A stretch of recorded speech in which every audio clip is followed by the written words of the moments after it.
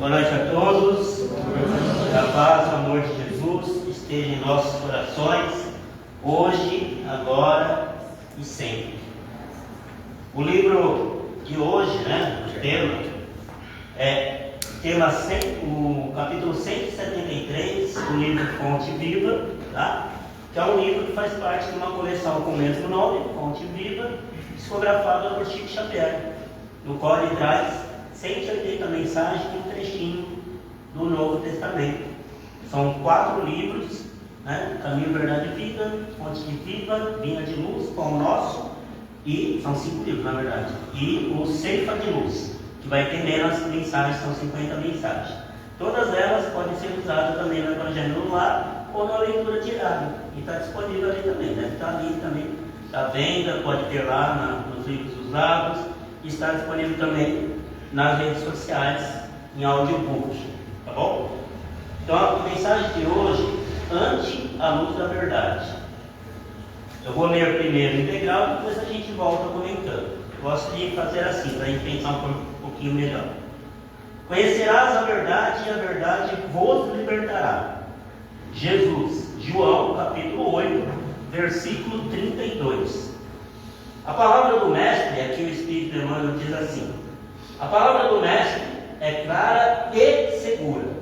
Não seremos libertados pelos aspectos da verdade ou pelas verdades provisórias de que sejamos detentores no círculo das afirmações apaixonadas a que nos inclinamos. Muitos em política, filosofia, ciência e religião se afeiçoam a certos ângulos da verdade e transformam a própria vida numa trincheira de lutas desesperadas, a pretexto de defendê-la, quando não passam de prisioneiros do ponto de vista. Muitos aceitam a verdade, entendem-lhes as lições, advogam-lhes a causa e proclamam-lhes os méritos. Entretanto, a verdade libertadora é aquela que conhecemos na atividade incessante do bem. Penetrá-la é compreender as obrigações que nos competem. Discerni-la é renovar os próprios entendimentos e converter a existência no campo de responsabilidade para com o melhor.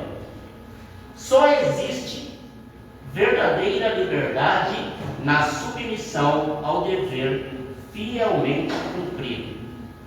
Conhecer, portanto, a verdade é perceber o sentido da vida. E perceber o sentido da vida é crescer em serviço e burilamento constante. Observa desse modo a tua posição diante da luz. Quem apenas vislumbra a glória ofuscante da realidade, fala muito e age menos. Quem, todavia, lhe penetra a grandeza indefinível, age mais e fala menos. Emmanuel traz aqui, e às vezes ele dá umas puxadinhas de orelha, de vez em quando, para a gente abrir os olhos. E aí eu me lembrei da seguinte frase, se eu não me engano, foi Pilatos que perguntou para Jesus: o que é a verdade? Não é? Então muitas vezes a gente fica se perguntando: o que é a verdade?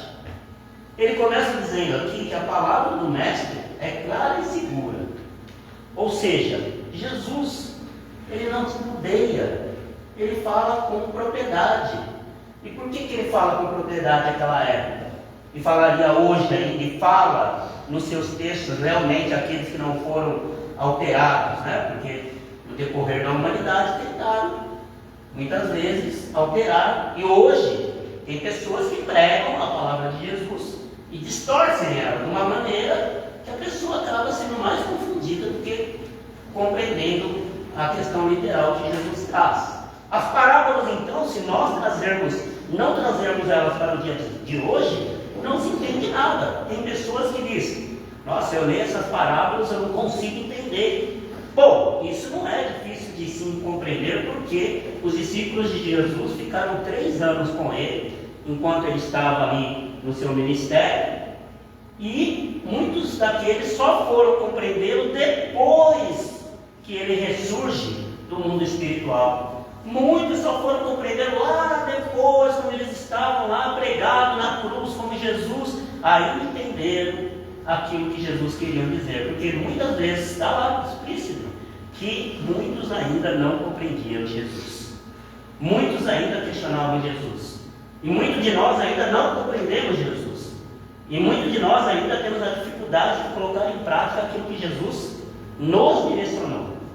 Só que, como cristãos, para nós, como cristãos, Jesus tem a verdade, mas a verdade, ela pode estar com outros também. Porque de tempo em tempo, antes de Jesus, vieram espíritos à terra e trouxeram algumas verdades. Depois de Jesus, vieram outros espíritos na terra e trouxeram também algumas verdades. Na África, na Ásia, no Oriente. De tempo em tempo, encarnam espíritos que vão trazendo gradualmente um pouco dessa verdade. De tempo em tempo, também recebemos através das psicografias de vários médiuns, um pouquinho, conta a gota, a verdade. Mas o que é a verdade? Porque para o budista, a verdade está com Buda. Para o cristão, a verdade está com Jesus. Para o islâmico, vai estar lá com Maomé. E cada um, se nós pegarmos, como que a gente pode criticar e dizer, não, a verdade, Jesus é a única verdade? Não, Jesus é a verdade para nós cristãos. E aí já começa uma questão, porque cada um vai ter essa percepção da verdade. Mas se eu pegar um texto de Buda, muito antes de Jesus, vou ter lá trecho, mas nossa, parece Jesus falando. Se eu pegar alguns textos do Alcorão, vai ter texto lá que vai dizer, nossa, Jesus fala algo parecido. Então, cada um está de posse de sua verdade. Por quê? Ele vai ter a percepção diferente. E é isso que a espiritualidade coloca. O espiritismo está de posse de toda a verdade quanto ao mundo espiritual? Não, porque o próprio André Luiz, ele diz que o médium que diz que vê, que ouve, que enxerga, diz que ele percebe apenas 5%. Lá atrás, nos anos 40, né, ele disse isso. Talvez a mediunidade tenha progredido mais, que tudo progride na vida, e hoje o médium consiga ver aí, sei lá, 30%. Tá, mas estamos em posse de toda a verdade? Será que tudo que os Espíritos nos trouxeram até hoje é toda a verdade? E será que temos discernimento para essa verdade? Então a própria doutrina espírita não está em posse de toda a verdade, porque ela é uma doutrina racional, que traz uma fé racional. Então a gente não pode ficar nesse embate muitas vezes de que eu tenho a verdade, Jesus é a única verdade. Não, Jesus é a verdade para mim, que sou cristão. Para o outro que é budista, é a verdade dele. E o evangélico vai enxergar essa verdade de uma forma, o espírita de outro, o católico de outro, o ortodoxo de outro. Eles são cristãos da mesma forma, e cada um com suas percepções. Por isso que ele traz aqui é o seguinte: não seremos libertados pelos aspectos da verdade, ou pelas verdades provisórias, de que sejamos detentores nos círculos das afirmações apaixonadas, a que nos inclinemos, porque muitas pessoas se apaixonam por uma determinada verdade e ficam naquilo, e não conseguem enxergar um outro aspecto. Jesus tentou fazer isso no seu tempo, e o que aconteceu com ele? Foi morto, crucificado, assassinado, por questões ideológicas, políticas, religiosas. Então Jesus, ele não morreu na cruz para salvar a humanidade? Jesus morreu na cruz pela perversidade humana. O que nos salva é a sua lição de amor, que diz: amai a Deus sobre todas as coisas e ao próximo sobre a si mesmo, como a si mesmo. Isto resume toda a lei que ele disse e os profetas. Por que ele diz isso? Porque ele não veio deturpar a lei, ele veio tentar levantar o véu para aquela humanidade da época que, por ideologias políticas, religiosas, enxergavam somente aquela verdade que já estava ali impregnada há séculos. E muitas vezes nós somos assim, até no meio espírita é assim, muitas vezes. Muitas vezes tem espíritas que não abrem mão, não, tem que ser só Kardec. Ok, Kardec é a base, mas e depois? Se os próprios espíritos disseram a Kardec que não tinha ainda completado a sua missão e que ele mesmo voltaria para completá-la e que outros ainda viriam. Se o próprio Cristo disse, por ora, não poderei vos revelar tudo, porque não era o momento. Então nós não estamos de posse de toda a verdade, nem Jesus trouxe toda a verdade para a humanidade naquela época. E ele foi dando a conta-gotas. Mas ainda há muitos de nós que querem tomar a verdade para nós. Nós temos ideologias políticas, religiosas, filosóficas, e nós questionamos porque o outro escolheu tal gênero, né, com relação à sexualidade. É a vida dele, é a percepção de vida dele. Nós julgamos que o outro tem determinada religião, que o outro se comporta. Olha lá, está vendo? É de tal religião e se comporta de tal maneira. E aquilo é o que Jesus disse. Não tiramos a trave dos nossos olhos, mas queremos tirar um cisco dos olhos dos nossos irmãos. Então, o que é a verdade? Qual verdade nós estamos buscando? Muitos em política, que ele diz, filosofia, ciência e religião, se afeiçoam a certos ângulos da verdade e transformam a própria vida numa trincheira de lutas desesperadas, a pretexto de defendê-las, quando não passam de prisioneiro do ponto de vista. E isso vai gerando o quê? Conflitos internos, porque muitas vezes eu não sou pai, mas cuido de muito, eu falo que eu sou pai de muitos, mas muitas vezes os pais querem impor uma determinada verdade para os filhos. É diferente de educação. Não, eu quero apenas educar meu filho. Muitas vezes não. Os filhos muitas vezes vão crescer, se desenvolver, e os pais querem que eles sigam determinada ideologia política, determinada ideologia religiosa. É para trazer no evangelho no lar? No evangelho na casa espírita, traz na infância, na evangelização infantil. Ótimo, mas um dia esse espírito vai crescer. E esse espírito, do ponto de vista, que ele não é um espírito novo, que ele é um espírito velho, ele já vem com as suas ideologias, ele já vem com as suas ideias. Tudo bem, enquanto ele é criança, ele vai sendo ali moldado pelo ensinamento espírita. Mas eu já vi casos do menino entrar em depressão porque ele queria sair da evangelização, mas os pais não, tem que ser, nós somos espíritos, tem que ser espírito, não pode ir para outra religião. Como se o espiritismo tivesse de posse da única verdade. E nós não podemos ser assim. Se a gente conhecesse, como do ponto de vista que o espiritismo diz que nós temos que conhecer tudo, e que tudo está em tudo, não é isso que os espíritos dizem? Tudo está em tudo. Desse ponto de vista, nós vamos passar por outros círculos. Nós trazemos arraigado em nós o catolicismo, porque é cultural, porque nós somos o maior país católico do mundo. Alguns de nós viemos da igreja do protestantismo, e alguns de nós passamos pela Umbanda. Alguns de nós passamos por outra religião, outros são de berço espírita, e cada um vai trazer uma perspectiva de vida dentro disso. Mas dizer que nós temos posse da verdade e que tem que ser do meu jeito, dentro da própria família, já vai gerar conflitos. Então, muitas vezes, por exemplo, o filho quer fazer uma determinada faculdade, mas o pai quer que ele seja médico. Não, porque você vai ser doutor. E aí ele entra numa faculdade e se torna um mau médico. Por quê? Porque ele nunca quis ser médico na vida. Porque os pais impuseram, tem que ser médico. Se não for médico, não vai para a faculdade. Ou uma outra qualquer profissão. Ao invés de educar, olha filho, tem essa opção, estuda, vê se é melhor para você, tal, vai fazer aí uma orientação profissional, vê se é isso mesmo que você quer. Por isso que nós estamos cheios de maus profissionais em todas as áreas da humanidade.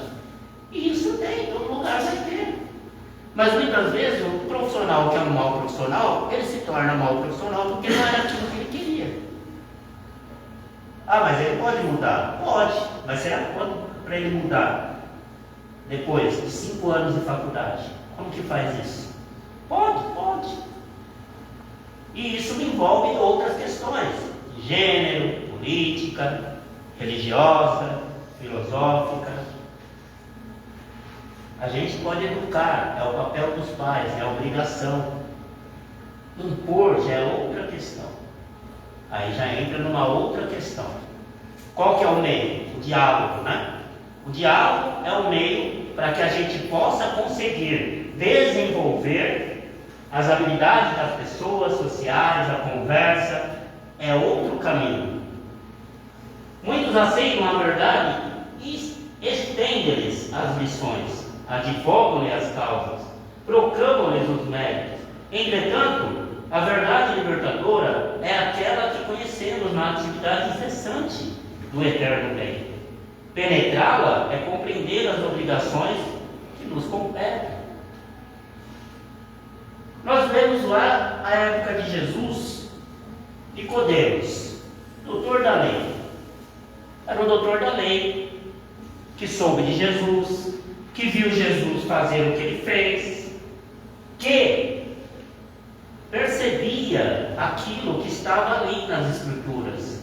Mas quando ele fala com Jesus, e Jesus o esclarece sobre o nascer de novo, e o convida, talvez, a segui-lo, ele não aceita. Por quê? Pela posição. Porque ele enxergava. Ele enxergava em Jesus o Messias, mas ele não aceita. Ele tinha. Por isso que Jesus fala assim: bem-aventurados aqueles que têm olhos de ver e ouvidos de ouvir. Ver é diferente de enxergar, não é? Eu enxergo, mas será que eu vejo? Será que eu tenho uma percepção? Então Nicodemos enxergava, mas ele não queria ver. Ele preferiu ser o doutor da lei de muitos anos. Talvez mais tarde, no mundo espiritual, ele tenha tomado outros caminhos. Mas até onde nós sabemos, e o cego Bartimeu? Porque até o cego, ele pode ser também ver sem enxergar. Não é verdade? Até um cego pode ver sem enxergar. Por quê? O cego Bartimeu, o que ele fez? Soube que Jesus estava curando, soube das curas que Jesus tinha realizado, e ele sai perguntando: Jesus de Nazaré. Como ninguém queria levá-lo até Jesus, ele começa a gritar, chamando Jesus, e começa a andar por Jericó: Jesus de Nazaré, tenha misericórdia de mim. Até que ele chegou até Jesus, e Jesus deixa que ele se aproxime e pergunta a Jesus: o que queres que eu te faça? Que eu veja, Senhor, que eu volte a enxergar.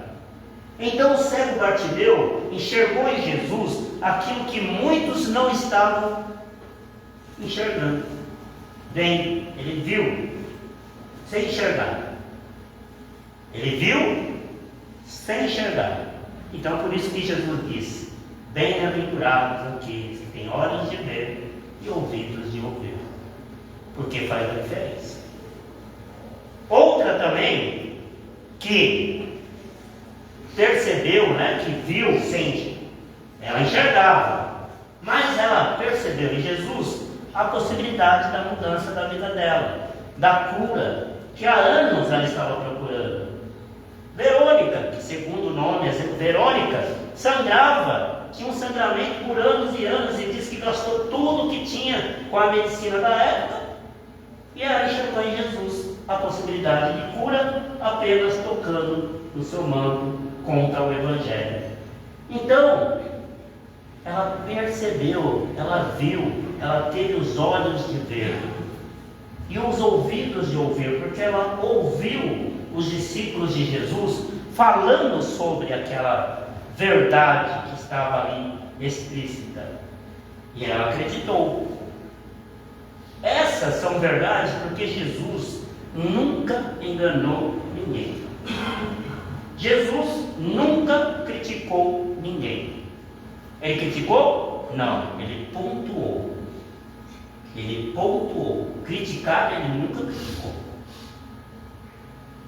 Ele pontuou. Hipócritas, dizendo para os fariseus: vocês são hipócritas.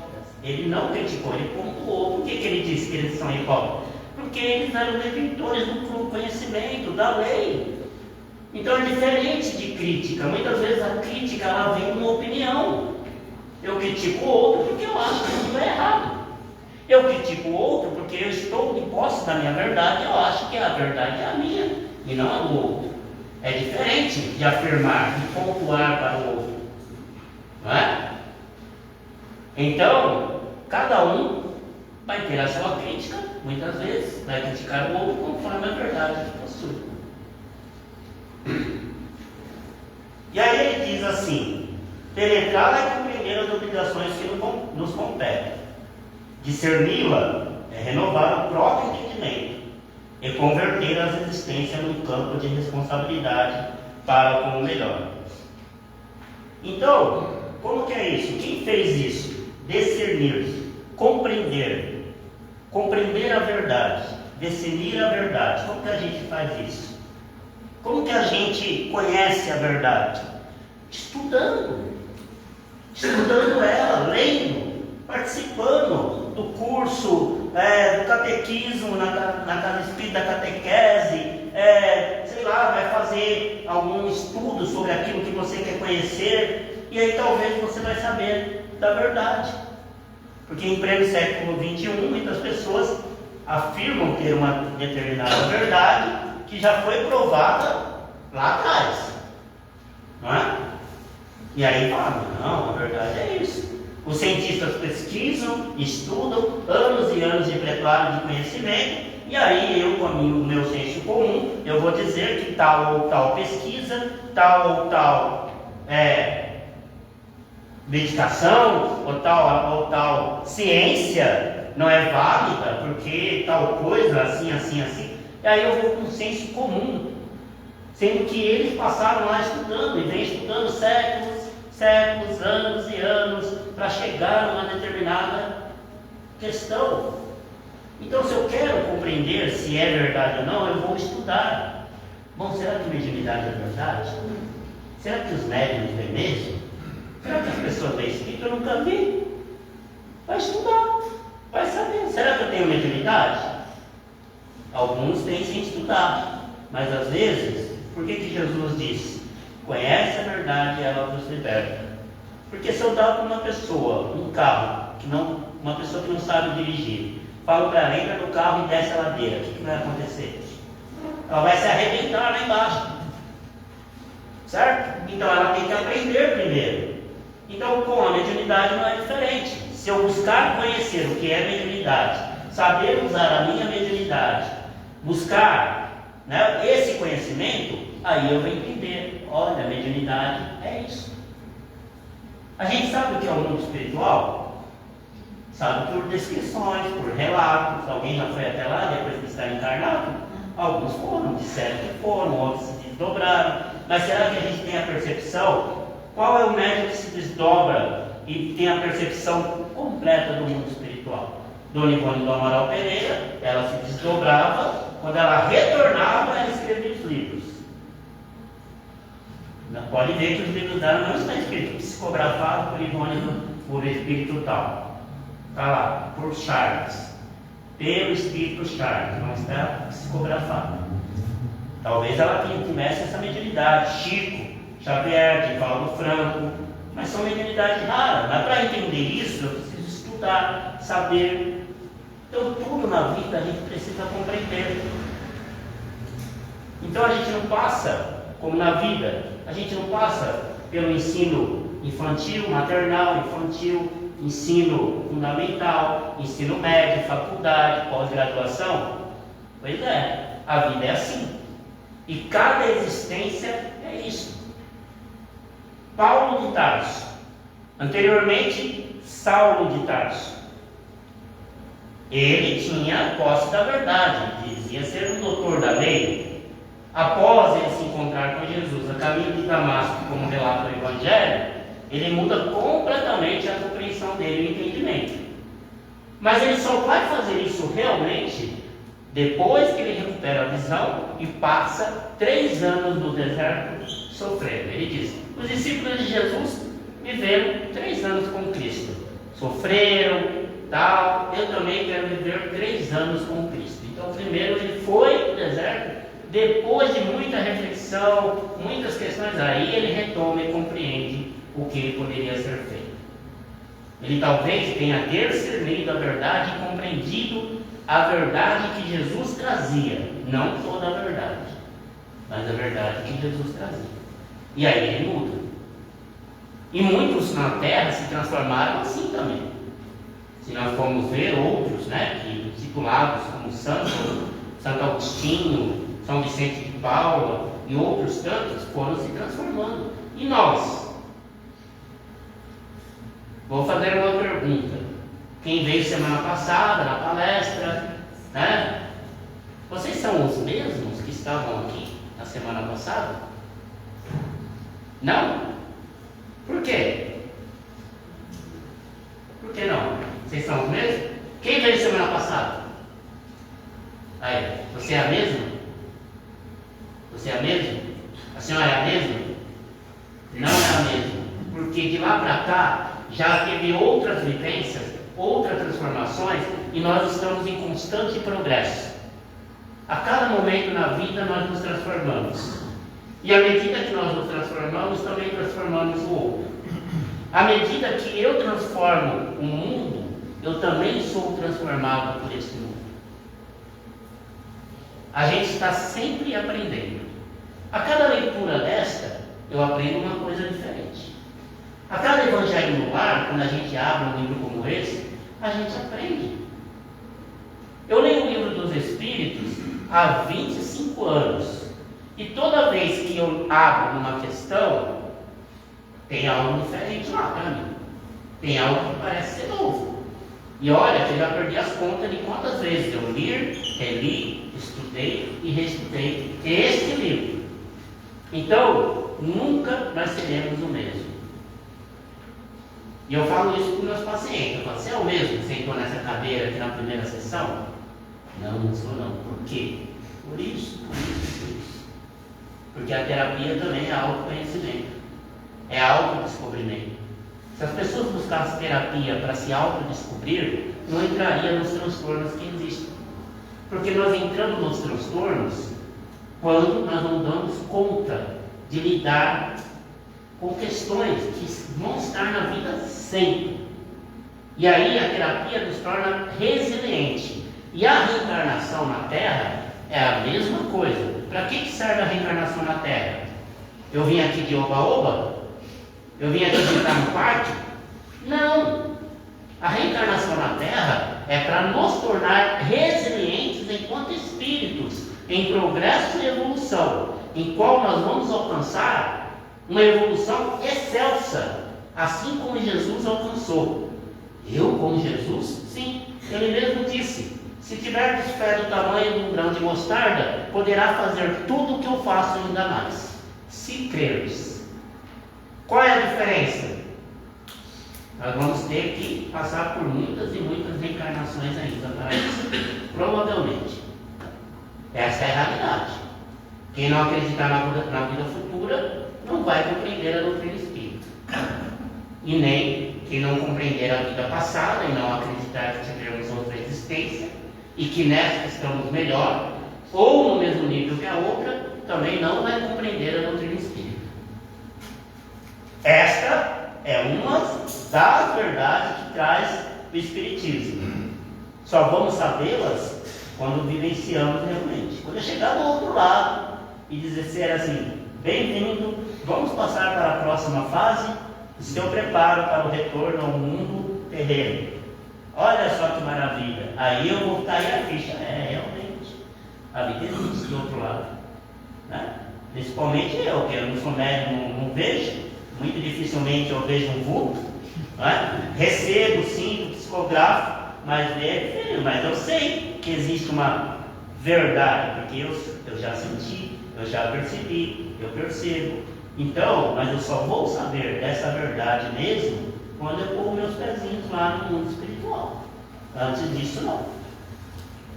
Encerrando, ele diz o quê? Só existe verdadeira liberdade na submissão ao dever fielmente cumprido. Paulo cumpriu esse dever, segundo ele. Venci a guerra, combati o bom combate, encerrei a minha missão. É o que ele diz. Conhecer, portanto, a verdade é perceber o sentido da vida. Qual é o sentido da vida? Sabe o que eu lembrei aqui? Um atendimento com uma adolescente de 15 anos, deprimida, anedonia, sem vontade de viver, sem fazer nada. Aí ela vira para mim e pergunta: qual é o sentido da vida? Eu não sei o sentido da vida, a minha vida não faz sentido.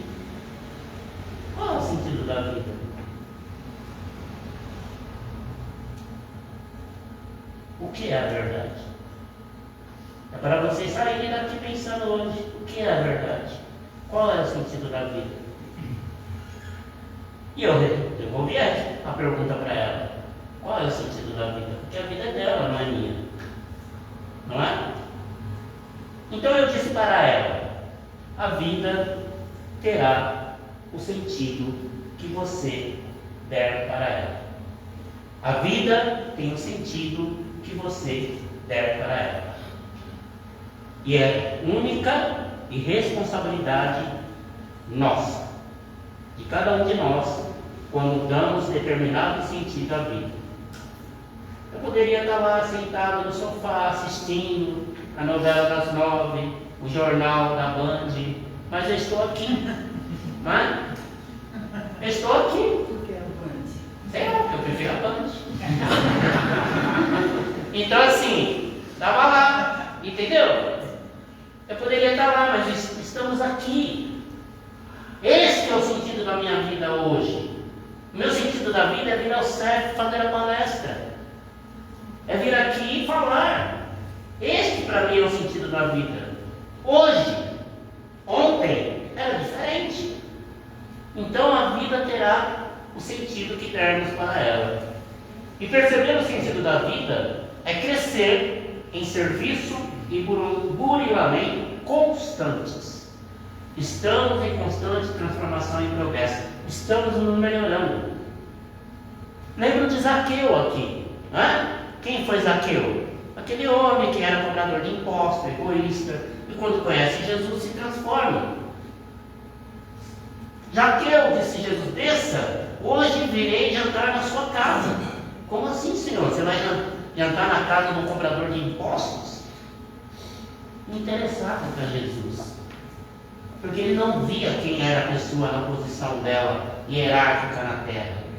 Ele via a possibilidade de transformação. Assim como eu penso, é opinião minha, tá? Que os discípulos de Jesus, eles eram aqueles espíritos medianos, em processo de uma transformação, talvez para um espírito em condição de regeneração. E aí, com o ministério de Jesus, eles fazem esse degrauzinho que faltava, sabe? Para chegar num espírito regenerador, e eles se transformam. Zaqueu talvez tenha sido um desses que Jesus enxergou, porque ele se transforma.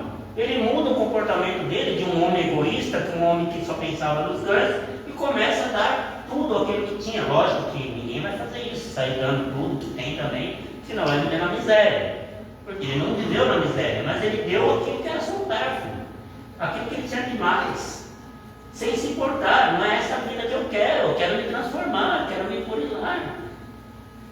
E esse burilamento, essa transformação que muitos, eu tenho até medo quando o palestrante fala que vai falar de reforma íntima no meio espírita, porque dá a impressão que nós somos obrigados a fazer essa reforma íntima enquanto espíritos.